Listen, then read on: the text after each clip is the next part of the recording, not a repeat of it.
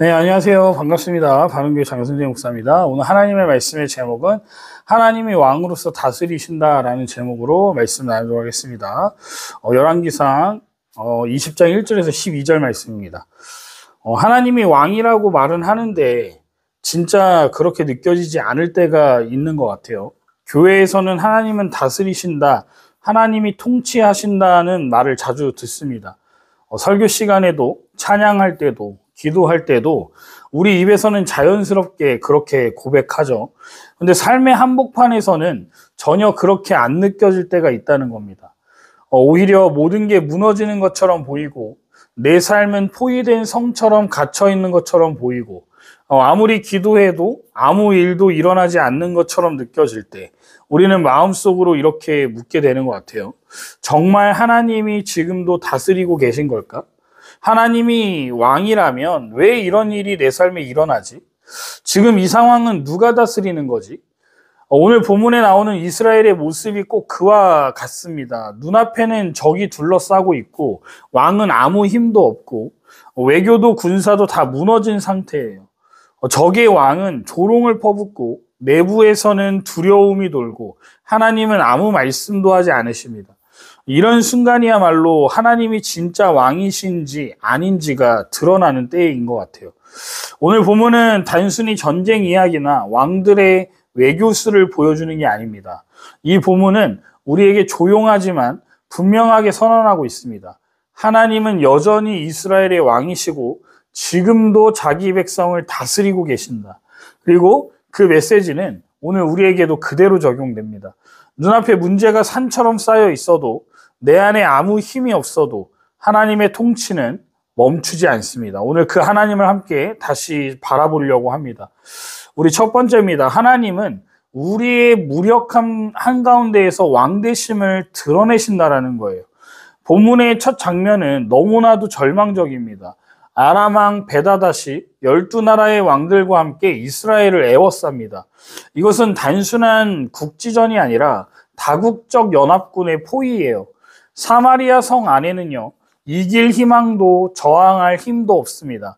압도적인 군사력의 차이, 외교적 고립, 내부의 혼란, 이스라엘은 지금 완전히 끝장난 것처럼 보여요. 그런데 그 상황에서 벤하닷은 아주 조롱조 같은 말을 전갈로 보냅니다. 내 은금은 내 것이요, 내 아름다운 아내들과 자녀들도 내 것이다. 그러면 이게 무슨 말입니까? 한 나라의 주권과 정체성을 완전히 짓밟는 말입니다. 싸우기 전에 이미 항복을 강요하고 왕의 존엄과 가정까지 침탈하려는 요구입니다. 근데 더 충격적인 건 아합의 반응이에요. 내 주 왕이여, 나는 당신의 것이며 내 것은 다 당신의 것입니다. 여러분, 이게 지금 하나님의 백성을 다스리는 왕의 대답입니까? 왕이 자기 자신을 당신의 종이라고 부르고 나라를 통째로 내주는 걸 받아들이고 있어요. 이건 그냥 외교적 타협이 아니라 하나님 백성의 정체성 포기입니다. 지도자가 무너졌고 나라가 흔들리고 하나님은 아무 말씀도 하지 않으시는 것처럼 보여요. 그런데 바로 여기서 하나님이 일하시기 시작한다는 겁니다. 하나님의 일하심은요, 항상 그렇습니다. 인간이 끝났다고 느끼는 지점, 아무런 길도 없고 내가 할 수 있는 게 전혀 없는 그 자리에서 하나님은 조용히 자기 왕되심을 드러내십니다. 우리가 뭘 잘해서가 아니에요. 준비가 잘 돼 있어서가 아닙니다. 오히려 아무것도 준비되지 않았을 때 하나님은 스스로 일하십니다. 우리가 기도하지 못해도 상황이 손쓸 수 없을 정도로 무너져도 하나님은 자기 백성을 포기하지 않으세요.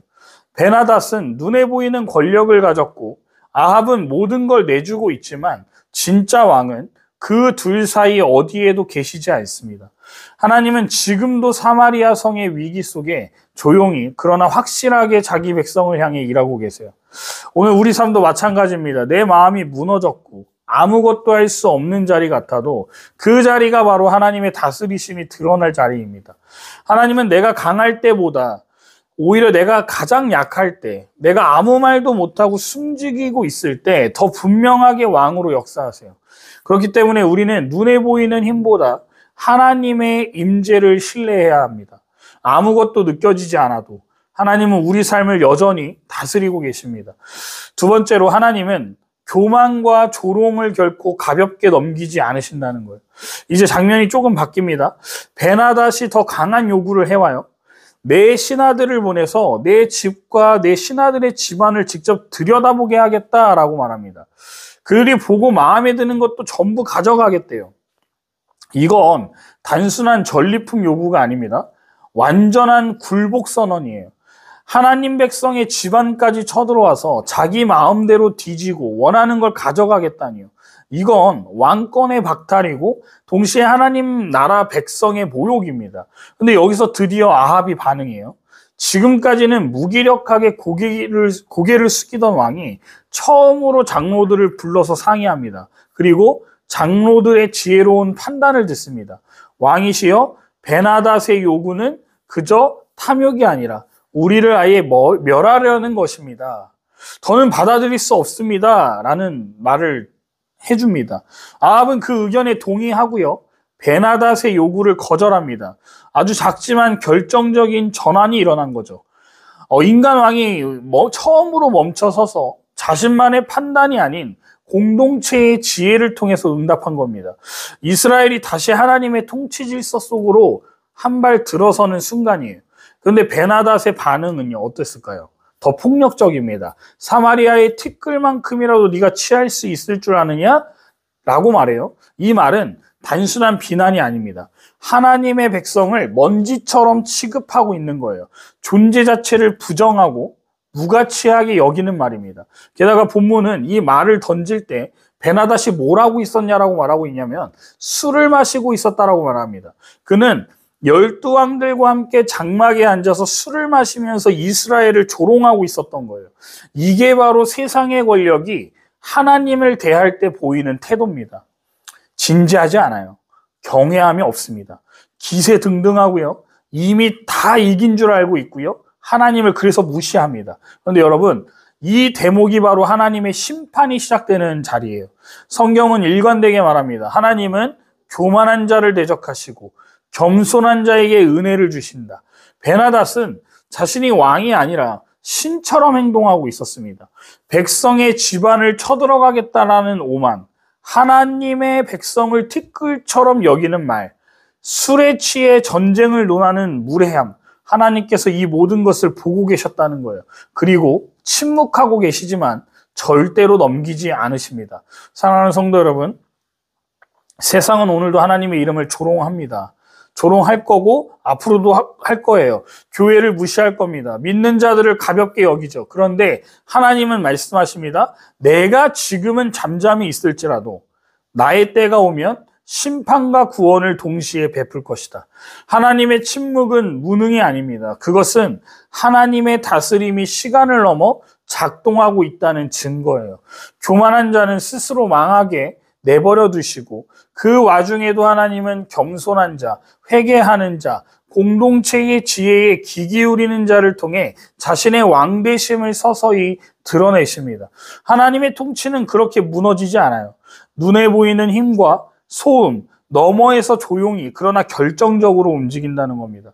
말씀을 결론을 맺겠습니다. 하나님은 조용히 그러나 정확하게 다스리는 분이에요.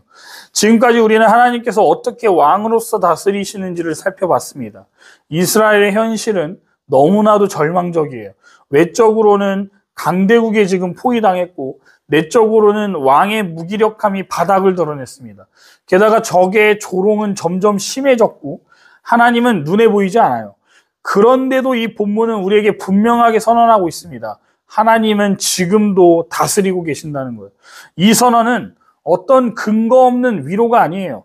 본문 속에서는 아직 하나님의 개입이 본격적으로 드러나지 않고 있지만 우리는 그 전조를 분명히 봤습니다. 아합이 장로들과 상의하기 시작했고 백성의 지혜가 반영되었고 교만은 스스로 절정으로 치닫고 있었습니다. 이것은 하나님께서 개입하시기 직전에 고요한 흐름이에요. 겉보기에는 침묵처럼 보이지만 그 속에는 하나님의 통치가 질서 있게 움직이고 있었습니다. 사랑하는 성도 여러분, 이 말씀이 오늘 우리의 삶에도 동일하게 적용됩니다. 때로는 하나님이 너무 조용하게 느껴지고 세상의 소리가 훨씬 크게 들릴 때가 있습니다. 사람들은 물을 거예요. 하나님이 계시다면 왜 이런 일이 생기냐는 겁니다. 하나님이 다스리신다면 왜 이런 억울한 일들이 반복되냐는 거예요. 그러나 우리가 기억해야 할 것은 하나님의 통치는 사람의 시간에 갇히지 않습니다. 우리의 감정에 좌우되지 않습니다. 하나님은 조용히 그러나 정확하게 일하시는 분이에요. 그리고 하나님의 때에 하나님의 방법으로 당신의 백성을 위하여 반드시 개입하시는 분입니다. 지금 여러분들의 삶이 벤 하닷에게 포위당한 것처럼 느껴질 수 있는 분도 있을 겁니다. 해결책도 보이지 않고 마음은 지치고 그래서 너무 나는 내 자신이 너무 약해 보일 수 있어요. 하지만 그럴 때일수록 우리는 더 깊이 하나님의 다스리심을 붙들어야 합니다. 하나님, 나는 지금 아무 힘도 없습니다. 그러나 주님이 나의 왕이 되심을 믿습니다. 지금도 다스리시고 계심을 신뢰합니다. 이 고백을 우리가 드릴 수 있다면 하나님은 반드시 역사하실 겁니다. 하나님은 지금도 살아계시고 지금도 우리의 왕이 되시며 지금도 당신의 뜻대로 세상을 다스리고 계시는 분입니다. 그러니 눈앞의 현실이 어떻든 간에 오늘도 담대하게 믿음으로 고백하시는 저와 여러분들 되시기를 주님의 이름으로 축원드립니다.